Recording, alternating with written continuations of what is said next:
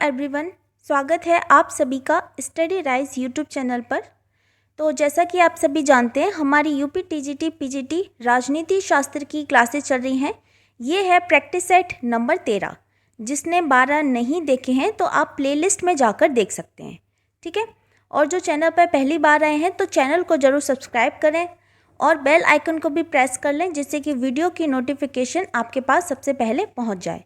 तो चलिए फिर आज की वीडियो शुरू करते हैं। तो जो आज का हमारा पहला क्वेश्चन है, ये है सूची 1 को सूची 2 से सुमेलित कीजिए तथा निम्नलिखित कूट से सही उत्तर चुनिए। तो इसमें दिया है सूची 1 और सूची 2। सूची 1 में दिए हैं देश और सूची 2 में दिए हैं कि किसी भी देश विदेश नीति मुख्य रूप से किस सिद्धांतों, हितों और उद्देश्यों का समूह होता है, तो वह इसमें दिया गया है, ठीक है।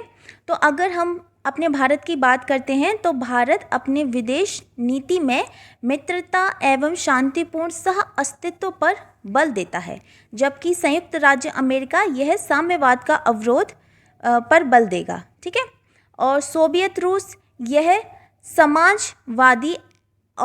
समाजवादी अंतर्राष्ट्रीयवाद के सिद्धांतों के आधार पर मैत्री सहयोग, जबकि चीन सैनिक शक्ति और साम्यवाद विदेश नीति को लागू करता है, ठीक है।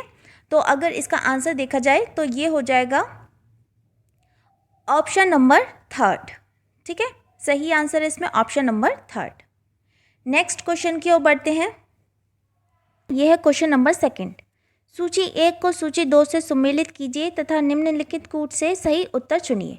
तो इसमें दी है सूची 1 और सूची 2। तो इसमें जो पहला है वह है जयप्रकाश नारायण। तो यह दल विहीन लोकतंत्र की अवधारणा का संबंध किससे है? यह है जयप्रकाश नारायण, ठीक है। दूसरा है डॉक्टर राम मनोहर लोहिया।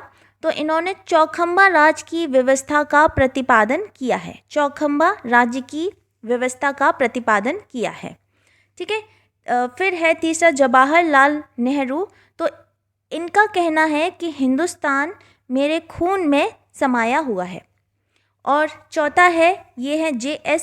मिल, जो कि उपयोगितावादी विचारक हैं J.S. मिल। तो ये आत्म विषयक एवं पर विषयक कार्य की व्याख्या करते हैं। तो इसमें सही आंसर है वह ऑप्शन नंबर 3, ठीक। नेक्स्ट क्वेश्चन की ओर बढ़ते हैं। यह है क्वेश्चन नंबर 3।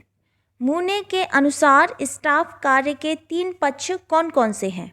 सूचनात्मक, परामर्शकारी, पर्यवेक्षणात्मक या फिर ये सभी। मूने के अनुसार स्टाफ कार्य के 3 पक्ष होते हैं।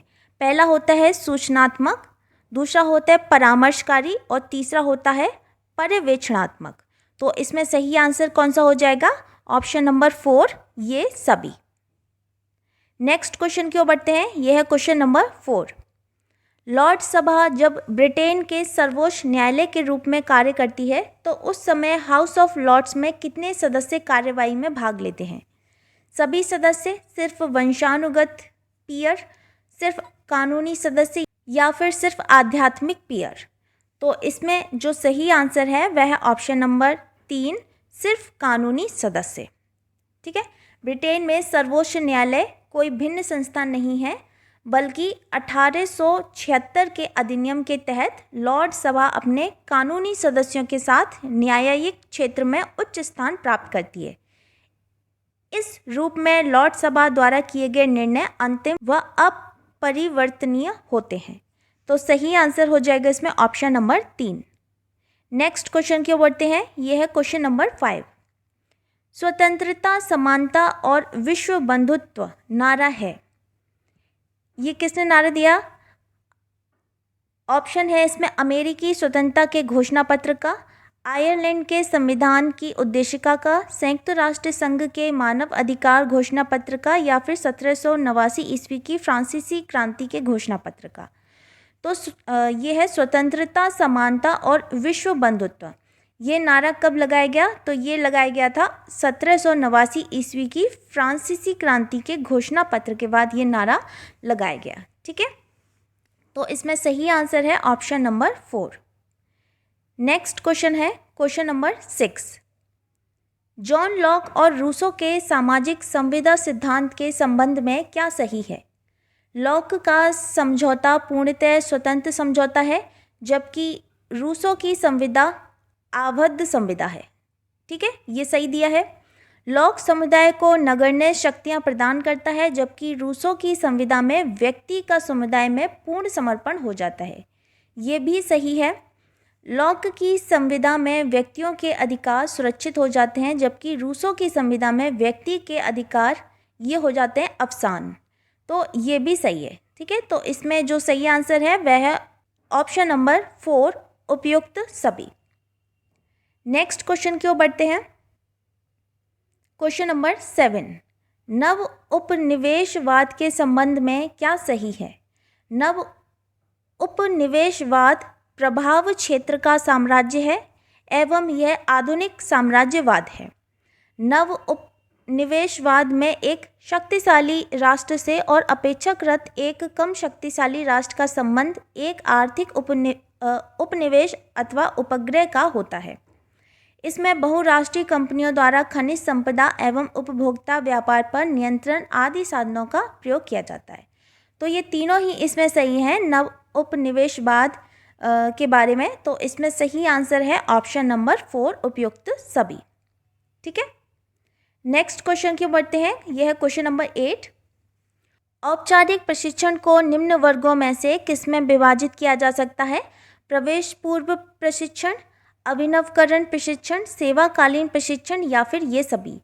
तो औपचारिक प्रशिक्षण को प्रवेश पूर्व प्रशिक्षण, अभिनवकरण प्रशिक्षण और सेवाकालीन प्रशिक्षण, इन तीनों में विभाजित किया जा सकता है। तो इसमें सही आंसर हो जाएगा ऑप्शन नंबर 4, ये सभी। नेक्स्ट क्वेश्चन है, लोक प्रशासन पर न्यायालय के नियंत्रण की दशा कौन सी है? अधिकार क्षेत्र का अभाव, विवेक का अनुचित प्रयोग, प्रक्रिया संबंधी त्रुटि या फिर ये सभी। तो इसमें जो सही आंसर है वह है ऑप्शन नंबर 4, ये सभी। ठीक है, लोक प्रशासन पर न्यायालय के नियंत्रण की दशा कौन कौन सी होती है?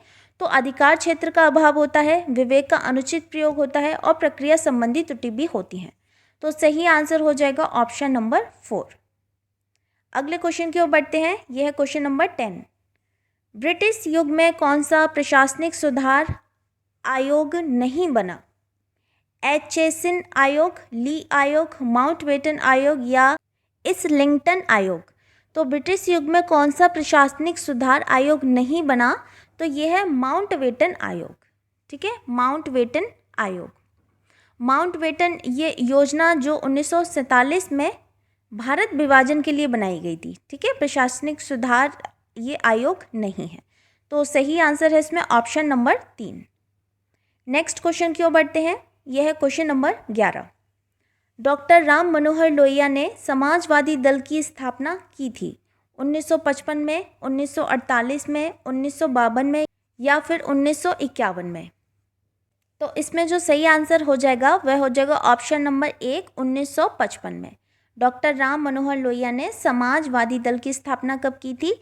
तो ये की थी 1955 में। समाजवादी दल को सोशलिस्ट पार्टी भी कहते हैं। ठीक है, और इसकी स्थापना कब हुई? 31 दिसंबर 1955 को हुई। तो सही आंसर है इसमें ऑप्शन नंबर 1। नेक्स्ट क्वेश्चन है, यह है क्वेश्चन नंबर 12, मार्क्सवाद स्थापित करना चाहता है न्याय संगत समाज, उत्पादन एवं वितरण पर आधारित समाज, शोषण विहीन, वर्ग विहीन समाज या फिर उपयुक्त सभी। तो अगर हम मार्क्सवाद की बात करें तो कार्ल मार्क्स की साम्यवादी विचारधारा ही मार्क्सवादी कहलाई है। ठीक है, जो न्याय संगत समाज, उत्पादन और वितरण पर आधारित समाज और शोषण विहीन और वर्ग विहीन समाज की परिकल्पना पर ही ये आधारित है। ठीक है, तो इसमें सही आंसर हो जाएगा ऑप्शन नंबर 4, उपरोक्त सभी। सही आंसर है ऑप्शन 4। अगले क्वेश्चन की ओर बढ़ते हैं। यह है क्वेश्चन नंबर 13, भारत के स्वाधीनता आंदोलन के इतिहास में निम्नांकित घटनाओं पर विचार कीजिए तथा अंत में दिए गए कूट में से उनका सही कालानुक्रम चुनिए। स्वदेशी आंदोलन कब हुआ? होम रूल आंदोलन, असहयोग आंदोलन और सविनय अवज्ञा आंदोलन। तो सबसे पहले हम सविनय अवज्ञा आंदोलन की बात करते हैं तो ये हुआ था 1930 में, ठीक है। और असहयोग आंदोलन हुआ था 1920 में। होम रूल आंदोलन ये हुआ था 1916 में। और स्वदेशी आंदोलन हुआ था 1905 में, ठीक है। तो इन्हें सही कालानुक्रम से लगाना है, तो ये ही इसका सही आंसर होगा, यानी कि फर्स्ट, सेकंड, थर्ड और फोर्थ। तो ये है ऑप्शन नंबर फर्स्ट में, ठीक है। तो सही आंसर है option number first. Next question की ओर बढ़ते हैं। दबाव समूह की प्रमुख विशेषता है अनिश्चित कार्यकाल, प्रशासन में परोक्ष भूमिका, सर्वव्यापक प्रकृति या फिर संवैधानिक साधनों का आवश्यक रूप से प्रयोग। तो दबाव समूह की प्रमुख विशेषता क्या है? तो ये है सर्वव्यापक प्रकृति। क्या है? सर्वव्यापक प्रकृति। अगर हम दबाव समूह की बात करें तो इस शब्द की उत्पत्ति कौन से देश से हुई है? तो ये हुई है संयुक्त राज्य अमेरिका में हुई है, ठीक है। दबाव समूह की प्रमुख विशेषता क्या है? तो ये है सर्वव्यापक प्रकृति है। सही आंसर है इसमें ऑप्शन नंबर 3। नेक्स्ट क्वेश्चन है क्वेश्चन नंबर 15। मौलिक अधिकार और मूल्य कर्तव्य में मौलिक अंतर है। मौलिक अधिकार और मूल्य कर्तव्य में क्या अंतर है? ठीक है, मौलिक अंतर इसमें से क्या है? पहला है मौलिक अधिकार राज्य द्वारा नागरिकों को प्रदत्त है। सही बात है ना। मौलिक अधिकार राज्य द्वारा नागरिकों को दिए गए हैं, प्रदत्त है। जबकि जो मूल्य कर्तव्य हैं वह नागरिकों के दायित्व के रूप में वर्णित है, ठीक है। वैसे इसमें सही है और पढ़ लेते हैं। मौलिक अधिकार और मौलिक कर्तव्य परस्पर पूरक हैं? नहीं। मौलिक अधिकार व्यक्ति विशेष के लिए हैं, जबकि मूल कर्तव्य सभी नागरिकों के लिए हैं। ये भी गलत है, ठीक है, और ये भी उपरोक्त। तो इसमें जो सही आंसर है वह है ऑप्शन नंबर फर्स्ट। मौलिक अधिकार राज्य द्वारा नागरिकों को प्रदत्त हैं, जबकि जो मूल्य कर्तव्य हैं वह नागरिकों के दायित्व के रूप में वर्णित हैं। तो अगर हम मौलिक अधिकार की बात करते हैं तो ये है अनुच्छेद 12 से लेके 35 तक, ठीक है। 12 से लेके 35 में मूल अधिकार का वर्णन किया गया है और ये भाग 3 में है, ठीक है। भारतीय संविधान के भाग 3 में अनुच्छेद 12 से 35 में मूल अधिकार का वर्णन किया गया है, और जबकि भाग 4 का में अनुच्छेद 51 का में मूल कर्तव्य का उल्लेख मिलता है। तो इसमें सही आंसर है option number first. Next question है, यह है क्वेश्चन नंबर 16। लाठी के जो प्रहार मेरे ऊपर किए जा रहे हैं वे एक दिन ब्रिटिश साम्राज्य के ताबूत की कीलें सिद्ध होंगी। ये किसने कहा था? अरविंद घोष ने, बाल गंगाधर तिलक ने, लाला लाजपत राय ने या फिर सुभाष चंद्र बोस ने? तो ये किसने कहा था? तो ये कहा था लाला लाजपत राय ने, ठीक है। इसके बारे में थोड़ा सा डिटेल में जान लेते हैं। साइमन कमीशन का गठन हुआ था 1927 में, ठीक है। साइमन कमीशन का गठन हुआ था 1927 को हुआ और 1928 को यह भारत पहुंचा, जिसके विरोध में प्रदर्शन के दौरान हुए लाठीचार्ज में लाला लाजपत राय की मृत्यु हो गई। इसी दौरान उन्होंने कहा था कि लाठी के जो प्रहार मेरे ऊपर किए जा रहे हैं वे एक दिन ब्रिटिश साम्राज्य के ताबूत की कीलें सिद्ध होंगी। तो इसमें जो सही आंसर है वह है ऑप्शन नंबर 3। तो ये थी आज की वीडियो। उम्मीद करती हूँ आपको वीडियो पसंद आई होगी। मिलते हैं फिर बहुत जल्द नेक्स्ट वीडियो में। तब तक के लिए थैंक यू सो मच।